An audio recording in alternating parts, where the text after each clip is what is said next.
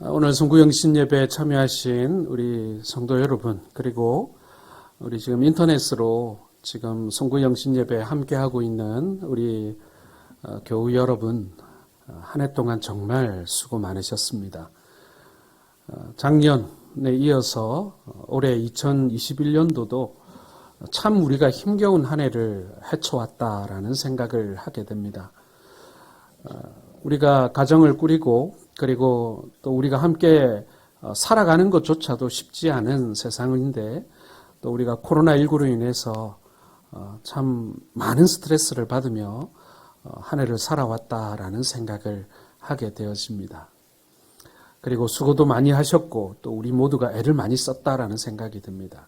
자, 그런데 우리가 하나님 앞에 우리가 세상을 살면서 애쓰고 수고한 것, 그것 제가 먹고 살려고 어떻게든지 한번 잘 살아보려고, 그건 역시도 마치 나를 위해서만 산 것처럼 생각이 되지만, 그러나 우리 하나님께서는, 아버지께서는 그렇게 애쓰고 수고하며 산 우리들의 그 모습을 그래도 애썼다고, 고생했다고 그렇게 위로하시고, 또 한편으로는 이렇게 칭찬해 주시고 또 위로해 주시는 하나님이심을 여러분 믿으시길 바랍니다.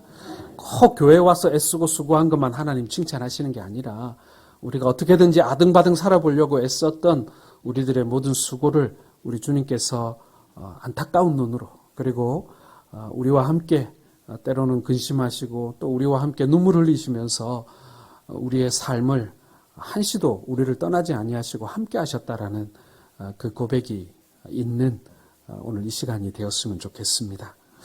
자, 오늘 본문의 말씀으로 복된 인생을 살게 하시는 하나님이라는 제목으로 말씀의 은혜를 나누고자 합니다. 누구나 다 복된 생을 살기를 원하지 않습니까? 누가 궁핍한 삶을 원하며 각박한 삶을 원하겠습니까? 한 해를 마감하고 또 새로운 미래를 준비하는 시점에 지금 우리가 서 있는데요. 금년으로 우리의 모든 것이 다 끝나버린다면 과거를 돌아본다는 것, 그것도 별 의미가 없지 않겠습니까? 그러나 우리에게는 아직도 살아가야 할 미래가 있기 때문에 성경에 나와 있는 복된 사람들, 복된 인생을 살았던 사람들의 이야기를 돌아보는 것이 너무나도 의미가 있습니다. 우리도 복된 인생을 살기를 원하니까요. 과거를 보는 것이 아니라 사실은 우리의 미래를 보기 위한 한 걸음이다라는 것입니다. 자, 오늘 성경에 나오는 많은 인물들 가운데 우리가 새로운 한 해를 앞두고 야곱의 이야기를 함께 하고자 합니다. 이 야곱의 이야기는 사실 우리에게 많이 와닿는 그런 이야기입니다. 왜냐하면 우리와 유사점이 많거든요. 무엇보다도 야곱은 자신의 인생을 역전승한 사람으로 알려져 있기 때문에 그렇습니다. 이 야곱의 인생을 우리가 이야기할 때 정말 좌충우돌, 질풍노도와 같은 인생을 살았던, 아주 드라마틱한 인생을 살았던 인물이기도 하지만 130년을 방황하며 살았다가 인생의 마지막 17년은 정말 멋있게 마무리한 그런 인물로 성경은 그려지고 있습니다. 우리 모두가 인생의 역전승을 원합니다. 우리가 비록 많은 부분에 실수하고 잘못 살았다 할지라도, 그러나 하나님 앞에 가기 전에 우리가 어떻게든지 우리의 인생의 반전을, 우리가 어찌든지 하나님 앞에 칭찬받는 삶을 살아내기를 원하는 우리들의 소망이 이 야곱의 생애 속에 이렇게 반추된다라고 할까요? 그런 면이 있습니다.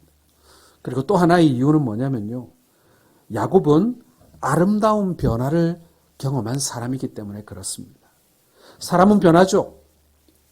수십 년 혹은 한 100여 년을 살면서 사람은 여러 번 변합니다. 그런데 그 사람이 좋게 변하면 좋겠습니다만은 많은 사람들이 더 나쁘게 변하는 경우들을 우리는 많이 봅니다. 부자가 됐으면 부자가 된 대로, 가난해졌으면 가난해진 대로, 출세를 했으면 하는 대로, 출세를 하지 못했으면 못한 대로 사람들은 환경과 여건에 따라 변하는데 안 좋게 변하는 사람들이 훨씬 더 많다는 것입니다. 야곱의 삶은 우리들의 삶처럼 실패와 상처로 가득한 삶이었습니다. 어떤 사람은 그 실패와 상처로 인해서 짐승으로 변하지만 어떤 사람은 상처도 있고 실패도 경험하지만 야곱이 되어 나올 수도 있다라는 사실을 우리에게 보여주고 있는 것이죠. 낙심하지 않고 도리어 아픔을 통해 성숙한 인생으로 마무리했던 사람. 또 마지막 이 야곱이 우리에게 교훈을 주는 것은요. 야곱을 통해서 아름다운 인생의 마무리를 볼 수 있기 때문에 그런 것입니다. 사랑하는 성도 여러분, 오늘 우리는 2021년도라고 하는 한 해를 마무리하는 시간에 서 있지만은 언젠가 내 인생의 마지막을 우리가 직면하게 되지 않겠습니까? 누구도 예외일 수 없습니다. 그때 우리의 인생이 복된 인생으로 귀하게 삶을 마감할 수 있다면 얼마나 행복하겠습니까? 그리고 후손들이 나의 아름다운 이름을 기억하고 또 하나님께서 나의 삶을 많은 사람들에게 참 복되었다라고 소개할 수 있는 그러한 인생이라면 얼마나 영광되겠습니까? 야곱의 생애는 고달픈 인생의 여정이었음에도 불구하고 삶의 마지막에 가까워지면 가까워질수록 아름다웠던 사람, 아름다운 인생으로 마무리했던 사람이라는 그 사실이 오늘 야곱이 우리에게 다가오는, 야곱이 우리에게 인간적으로 이렇게 다가오는 이유 중에 하나라는 것입니다. 사랑하는 성도 여러분, 야곱을 복된 인생으로 인도하신 하나님이 바로 나의 인생도 인도하심을 믿으시길 바랍니다. 야곱을 포기하지 아니하고 끝까지 붙들어 주셨어요. 그리고 그를 새롭게 해주셨고 실패로 끝날 수밖에 없었던 인생, 지렁이처럼 땅을 기어다니며 미물처럼 의미 없이 살아갈 수밖에 없었던 야곱을 돌아보신 그 하나님이 지금도 우리의 삶을 주목하고 계신다라는 것입니다. 때문에 여러분, 야곱을 통해서 우리는 나의 미래를 봐야 합니다. 우리는 야곱을 통해서 우리에게 주어질 새로운 한 해를 보아야 하고요. 우리에게 남겨진 인생의 남은 날들을 바라볼 수 있어야 합니다. 야곱을 부끄러워하지도 않겠다고 하셨고요. 싫어버리지도 않겠다고 말씀하시면서 실망스러운 상황 속에서도 야곱을 끝까지 사랑하신 그 하나님이 오늘 내 안에서 역사하시기 때문에 여러분, 우리가 우리의 미래를 복되게 할 수 있는 가능성을, 우리의 인생이 복되게 될 것을 믿을 수 있다라는 그런 근거가 된다라는 것입니다.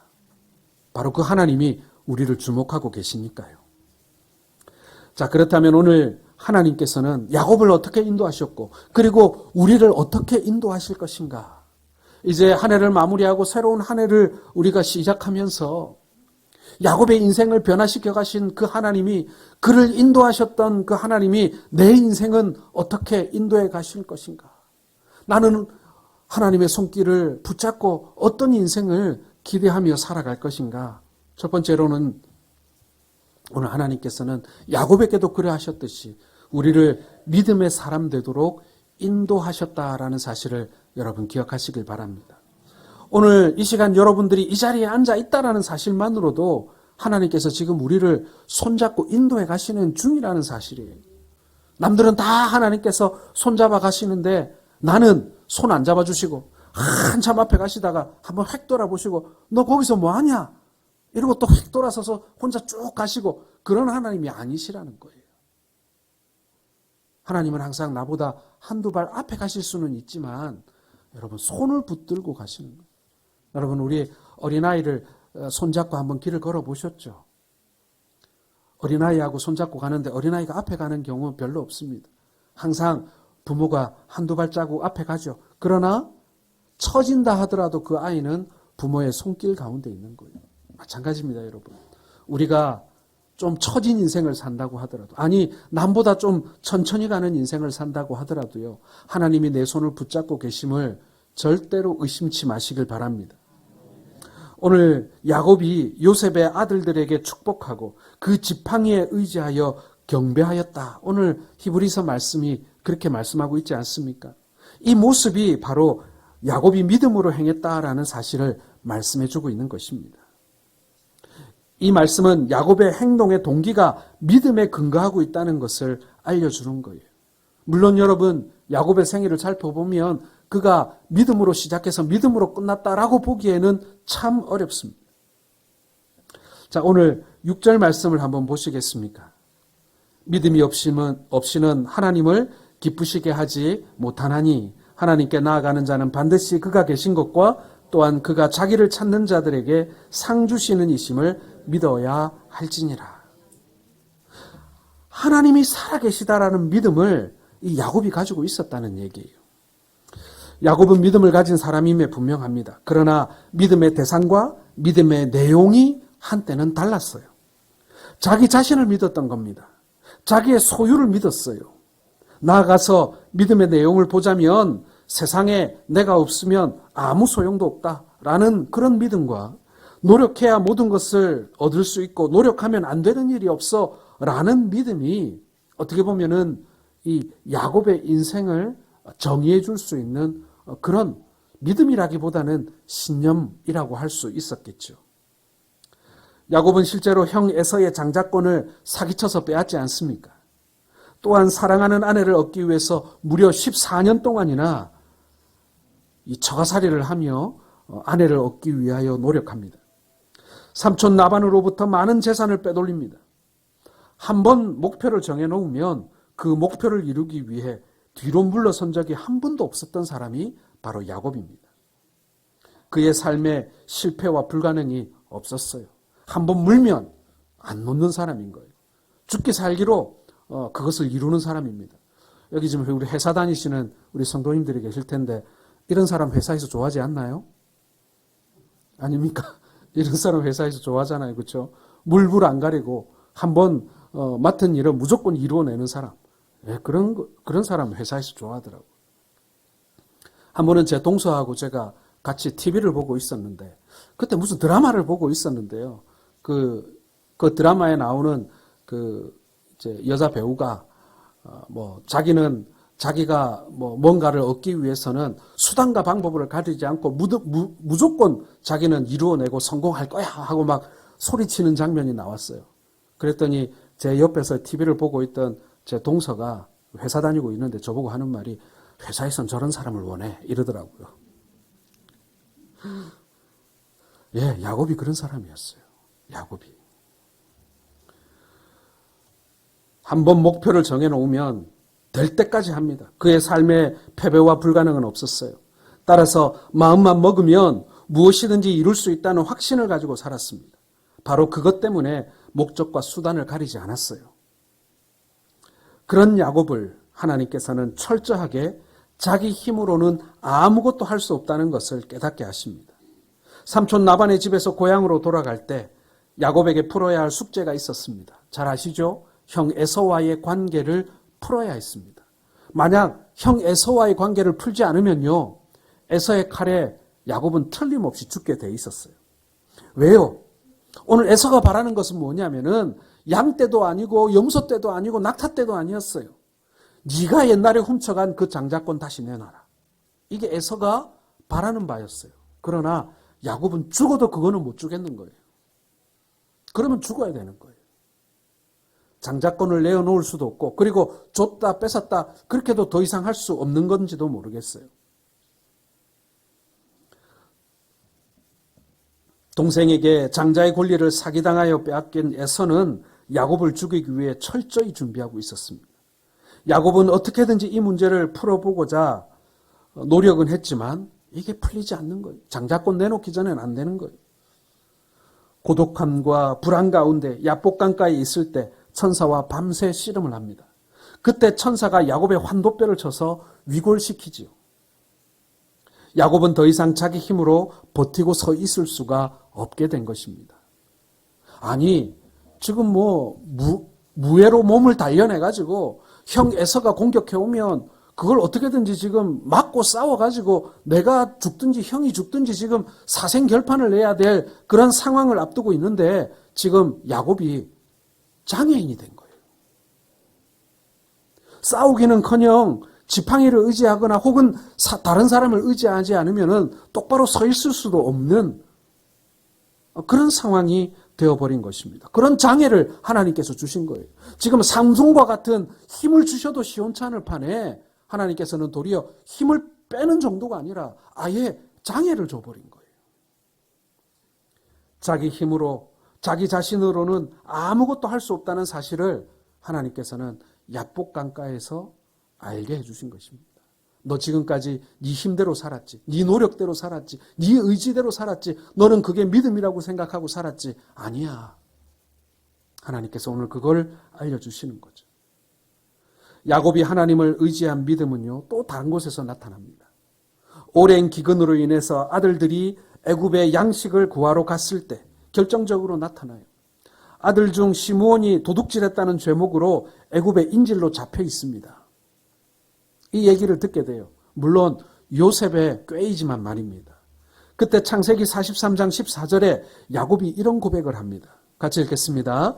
전능하신 하나님께서 그 사람 앞에서 너희에게 은혜를 베푸사 그 사람으로 너희 다른 형제와 베냐민을 돌려보내게 하시기를 원하노라. 내가 자식을 잃게 되면 이르리로다. 어떻게 보면은 지금 야곱은 너무 무기력해요. 지금 굶어 죽게 생긴 데다가 아들들을 양식 얻으려고 보내놨더니 둘이나 지금 감옥에 갇힌 상태로 지금 목숨이 왔다 갔다 하는 상황에 놓여 있는 것입니다. 그때 야곱이 뭐라고 해야 합니까? 전능하신 하나님. 비로소 철저하게 경험한 고백을 지금 하고 있는 거예요. 내 힘으로 안 되더라.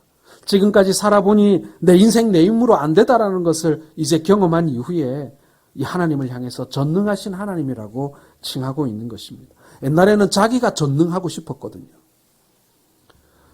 하나님이 전능자임을 믿지 못했기 때문에 야곱은 스스로의 꿈을 이루기 위해서 몸부림치는 인생을 살았던 것입니다. 그러나 하나님을 온전히 믿지 못하는 데서 나온 삶이었다는 거예요. 그리고 이제부터는 철저히 하나님을 믿는 사람이 되었다라는 것입니다. 왜요? 전능한 건 내가 아니라 하나님이시니까요. 더 나아가서 창세기 48장 21절을 같이 읽어보겠습니다. 시작.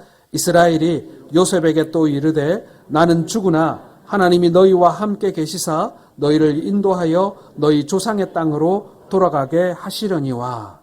이거는 야곱의 유언이에요. 야곱은 하나님의 말씀과 섭리를 분명히 믿는 사람으로 변했다라는 것을 알게 합니다. 사랑하는 성도 여러분, 지난 한 해 동안 우리가 겪은 환도뼈가 탈골되는 것과 같은 고통과 아픔을 혹시 여러분 경험하셨습니까? 무엇이 여러분들에게 환도뼈가 위골되는 것 같은 고통을 여러분들에게 주었습니까?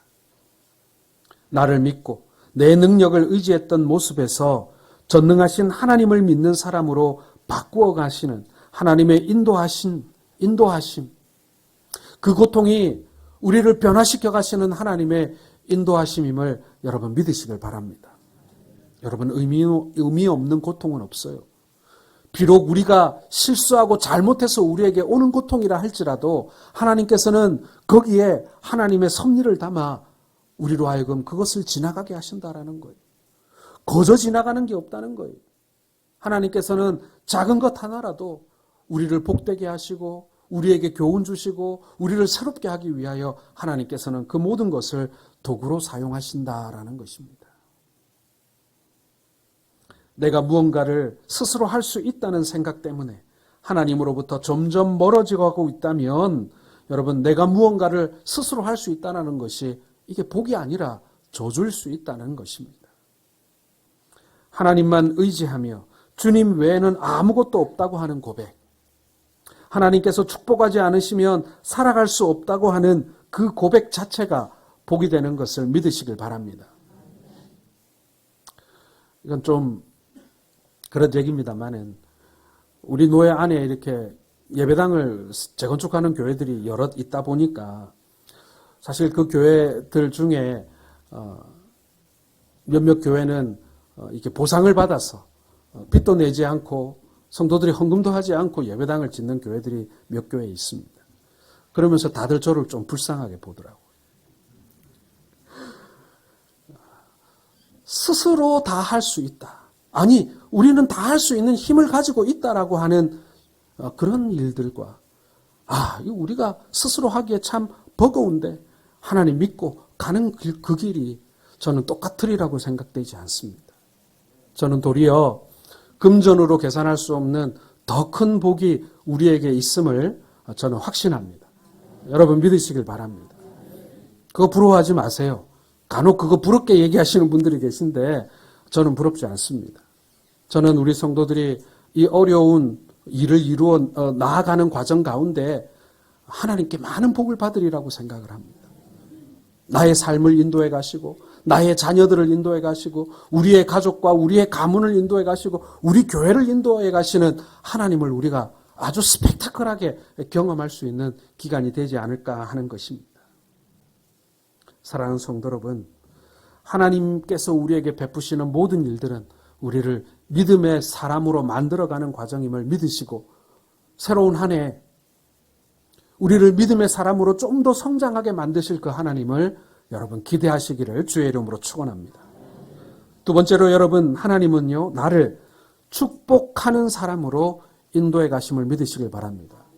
제가 다시 말씀드립니다. 복 받는 사람이 아니라 축복하는 사람으로 인도해 가신다는 것입니다. 오늘 본문에 보면 야곱이 죽을 때 요셉의 각 아들에게 축복합니다.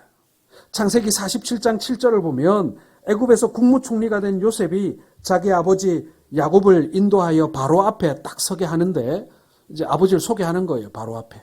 총리가 된 요셉이 말입니다. 그때 야곱이 바로를 축복합니다. 사랑하는 성도 여러분, 고대 근동 지방에 이 팔레스틴 지방뿐만 아니라 지중해 연안의 최고의 강대국이 애굽이었어요. 얼마나 부유했습니까? 여러분 이집트에 그 피라미드 지어놓은 거 보세요. 그 피라미드 안에 그 왕의 부장품들을 보십시오. 다 황금 아닙니까? 그렇죠? 아마도 그 당시 세상에서 제일 부유한 왕이 아마 애굽의 바로였을 거예요. 그런데 팔레스틴 땅에 살던 보잘것없는 늙은이요, 외국에서 먹을 것이 없어서 기근을 피해 이민 온 이 보잘것없는 늙은이가 그 야곱이 지금 세상에서 제일 부유하고 힘센 왕이었던 바로를 축복하고 있다는 것입니다. 여러분 어떤 사람이 축복하는 거예요? 가진 것이 더 많고 더 풍성하고 더 많은 복을 받은 사람이, 더 힘이 있는 사람이 그보다 못한 사람을 향해서 빌어주는 게 복이에요. 그런데 반대이죠. 야곱은 지금 가난한 사람입니다. 바로에게 어떻게든지 좀 양식도 얻고 땅도 얻어서 좀 빌부터 살아야 하는 사람입니다. 그러나 야곱은 전능하신 하나님, 복의 근원이시며 온 우주를 창조하시고 인생의 생사화복을 주관하시는 분이 자신의 하나님이기 때문에, 그 믿음이 있었기 때문에 위축되지 않고 기죽지 않고 당당하게 이 땅의 주인이라고 스스로 일컫는 그 바로를 향해서 복을 빌어주는, 축복할 수 있는 그러한 당당함이 그에게 있었던 것입니다. 사랑하는 성도 여러분, 우리가 비록 사람들이 보기에는 평범하고 별거 아닌 사람들처럼 보일지 모르지만 여러분 믿는 사람들의 이 말에는 권세가 있음을 믿으시길 바랍니다. 여러분들이 여러분 자녀들을 위해서 축복할 때요, 그게 권세 있다는 것을 믿으셔야 합니다. 아침에 애가 학교 갈 때 나가기 전에 애 머리에 잠깐 손 얹고 하나님께서 오늘도 너에게 복 주시기를 원하노라, 그렇게 축복해 주세요. 어머니 아버지들 그렇게 하시는 거 그렇게 어렵지 않잖아요. 예, 믿는 이들에게는 권세가 있어요. 목사님 손만 그거 있는 거 아니에요. 장로님 손만 그런 게 있는 게 아니에요. 오히려 오늘 창세기 49장에 보면 야곱이 죽음의 직전 자기의 자녀들을 축복하는 장면이 나오는데, 자신이 가진 모든 축복을 자녀들에게 아낌없이 남겨주고 떠납니다. 소망의 유산을 남겨주죠. 애굽이 영원히 머물 땅이 아니라 하나님께서 주신 약속의 땅이 따로 있다라는 꿈을 그들에게 심어주는 것입니다. 너희는 절대로 여기서 영원히 살 게 아니야. 하나님께서 때가 되면 너희들을 불러내어 약속의 땅으로 옮겨내 주실 거야. 이게 여러분 출애굽의 시작 아니겠습니까? 오히려 남의 도움을 더욱 필요로 하는 때에 자신이 가지고 있는 것을 나누어 줍니다. 왜 그럴까요, 여러분? 일평생 재산을 모으고 살아보았지만 인간에게 있어서 가지고 갈 것이 하나도 없다라는 사실을 깨달았기 때문에 그런 거예요. 애쓰고 수고하며 열심히 모았지만 내가 떠날 때는 이거 아무것도 아닌 거예요. 내가 가져갈 수 있는 게 아무것도 없는 거예요. 그리고 산다는 것 자체가 험하다는 것을 알기 때문에 그런 것입니다. 창세기 47장 9절, 바로를 만난 자리에서 야곱이 뭐라고 말합니까? 같이 읽어보겠습니다. 내 나그네 길의 세월이 130년이니이다. 내 나이가 얼마 못 되니 우리 조상의 나그네 길의 연조에 미치지 못하나 험악한 세월을 보내었나이다. 열심히 살았던 인생이 나그네 인생길이라는 것을 깨달은 야곱의 고백이죠. 영원히 살 곳이 아니라는 것, 또 언제까지나 가지고 있을 수 없다는 것을 알기 때문에 오늘 야곱은 축복하는 인생을 살았다는 것입니다. 복받기만을 바라는 인생이 아니라 과거는 그랬죠. 복에 대한 욕심이 탐욕에 가까웠던 사람이 바로 이 야곱입니다. 복을 바라는 것은 당연한 것이죠. 그건 뭐 나쁜 것이 아닙니다. 하나님으로부터 복받기를 원하는 것. 그러나 그것이 너무 심하면 탐욕일 수도 있다는 거예요. 야곱은 그 경계를 넘어가 본 사람이에요. 자, 그런데 지금은 복받기를 구하기보다는 복 주는 사람, 축복해 주는 사람이라는 것입니다. 복을 독차지하기 위해서 형과 아버지도 속였던 사람이, 천륜도 끊었던 사람이 야곱이에요. 그런데 이제는 다른 이들에게 복을 나누어 주는 축복하는 사람으로 변해 있는 것입니다. 오늘 본문에 나오는 표현이 뭡니까? 지팡이 머리에 의지했다. 여러분, 이 한 구절 안에 그게 다 담겨 있는 거예요. 인생을 살아보니 노년의 마지막에 내가 의지할 것은 이 나무 지팡이 하나더라 라는 것입니다.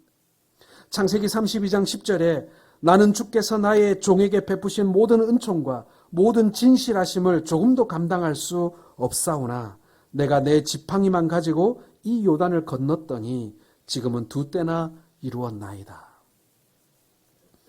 요단강을 건너가지고, 형 에서를 피해서 도망갈 때 들고 여행을 떠났던 그 지팡이가 지금 가지고 돌아오는 그 지팡이인지는 모르겠습니다. 그러진 않겠죠. 그렇죠? 나무 지팡이를 뭐 그렇게 오래 쓰겠습니까? 하지만 자신이 살아보니 오늘 야복강에서 천사에게 이 고백을 하고 있는 거예요. 바로 그 지팡이 머리에 의지했다는 것은요, 자기가 가지고 온 것이 아무것도 없다라는 말입니다. 그러나 유일하게 소유한 복, 자신이 가진 그 모든 복의 근원이 되신 하나님께서 자신에게 복의 근원이 될 것이라는 그 약속만이 남아있다. 그것이 지금 내가 의지하고 내가 지금 소망하는 유일한 것이다 라고 지금 고백하고 있는 것입니다. 지금 2때를 나누어 가지고 자신의 자녀들과 그리고 부인들과 재물을 다 지금 에서에게 갖다 바쳤어요. 자기에게 남은 건 아무것도 없는 거예요. 오늘 밤에 잃으면 다 잃을 수 있어요. 무엇이 본인에게 남았다는 것입니까? 복받는 것에 유난히 집착했던 야곱은 수단과 방법을 가리지 않고 부모를 속이고 형제간 사이가 벌어지는 것도 개의치 않았습니다. 외삼촌이자 장인을 속여서라도 복 있는 사람이 되기 위해서 몸부림쳤습니다. 그러나 그가 오히려 축복하는 사람이 될 수 있었던 진짜 이유는 일평생 아무리 최선을 다해 산다고 하더라도 복의 근원이 되시는 하나님의 복보다 더 귀한 것이 없고, 또 하나님께서 복 주실 때에만 인생이 참다운 복과 평안을 누릴 수 있다는 것을 자신의 인생을 통해서 절절히 경험했기 때문에 지금 오늘 이 고백을 할 수 있다는 것입니다.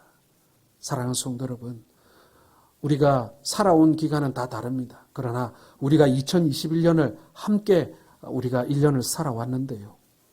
한 해를 마감하면서 우리의 고백이 바로 이 고백이었으면 좋겠어요. 나의 모든 복의 근원이 하나님이셨다. 그러므로 나는 지금 이 하나님의 복을 소유한 자로서 내가 이제 사람들에게 이 복을 나누어 주는 사람으로 내가 살아왔는가? 우리가 그것을 돌아보아야 한다는 것입니다. 또 한 가지, 여러분, 주님의 이름으로 축복하는 것에 능력이 있다라는 것을 믿었기 때문입니다. 제가 아까 말씀드렸죠. 믿는 자에게 권세가 있다고요.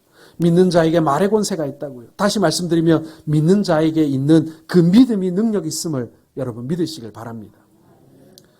나이 들어서 죽음을 앞두고 자기 것을 움켜쥐겠다고 몸부림치는 모습을 볼 때 여러분 어떤 생각이 드십니까? 이제는 우리가 복을 베푸는 사람, 축복하는 사람으로 살아야 하지 않을까요? 자녀들을 불러 모아 머리에 손을 얹고 축복하는 아버지, 어머니, 할아버지, 할머니가 되어야 하지 않겠습니까? 내 주변에 있는 이웃들에게 내게 금과 은은 당신에게 줄 것이 없지만 내가 예수 그리스도의 이름으로 당신에게 복 주기를 원한다. 복을 당신에게 복 빌어 주기를 원한다. 하나님의 복을 당신이 소유하기를 원한다. 내가 당신을 축복합니다. 여러분, 이러한 복 주는 사람, 축복하는 사람 여러분들 되시기를 소원합니다. 여러분은 남에게 복을 빌어주는 그런 축복하는 사람입니까? 아니면 이기기만 하려고 하고 공격하고 상처 주기를 좋아하는 사람입니까? 유난히 이기는 것을 좋아하는 사람들이 있어요. 내기를 해도 이겨야 되고 공을 차도 무조건 이겨야 되고 뭐 그런 분들이 계십니다. 그런데 그게 인생 잘 사는 게 아니라는 얘기입니다. 시편 146편 4절과 5절의 말씀을 한번 같이 읽어보겠습니다. 그의 호흡이 끊어지면 흙으로 돌아가서 그날에 그의 생각이 소멸하리로다. 야곱의 하나님을 자기의 도움으로 삼으며 여호와 자기 하나님에게 자기의 소망을 두는 자는 복이 있도다. 아멘. 여러분, 욕망과 욕심의 인생에서 남을 축복하는 삶으로 바꾸어 가시는 하나님의 인도하심이 바로 나의 하나님이심을 믿으시길 바랍니다. 미워하는 사람이라 할지라도 용서하고 복을 빌어주세요. 그리고 위로해 주시고 그리고 그를 사랑할 때 주님 주시는 진정한 복을 나누게 되는 것을 믿으시기를 바랍니다. 이제 지난 한 해는 어쩔 수가 없어요. 하지만 새로운 한 해는 여러분 축복하는 인생이 되기를 소원합니다. 야, 그 사람만 만나면 어찌나 나에게 복을 빌어주는지, 나를 얼마나 축복해 주는지. 여러분 그런 사람 만나고 싶으세요? 아니면 만나기만 하면 뭐든지 트집 잡아 나를 구박하는 사람을 만나고 싶어 하세요? 나에게 복을 이렇게 주기를 원해서 막 하나님 앞에 기도해 주는 사람을 만나기를 원하십니까? 아니면 어떻게든지 나를 이겨먹으려고 하는 사람을 여러분 보고 싶어 하십니까? 하나님에게 하나님의 복을 빌어주는 사람, 그 사람 역시도 사실은 가장 큰 복을 받은 사람임을 우리는 믿어야 할 것입니다. 마지막으로 여러분 세 번째, 하나님은 야곱을 예배하는 사람으로 세우셨습니다. 야곱이 하나님을 경배했다고 본문은 말씀하고 있죠. 야곱은 창세기 46장에 그 아들 요셉을 만나기 위해 브엘세바에 이르러 하나님께 예배를 드리기까지 야곱의 긴 생애 동안 사실은 이 야곱의 예배가 아주 중요하게 그려진 적이 별로 없습니다.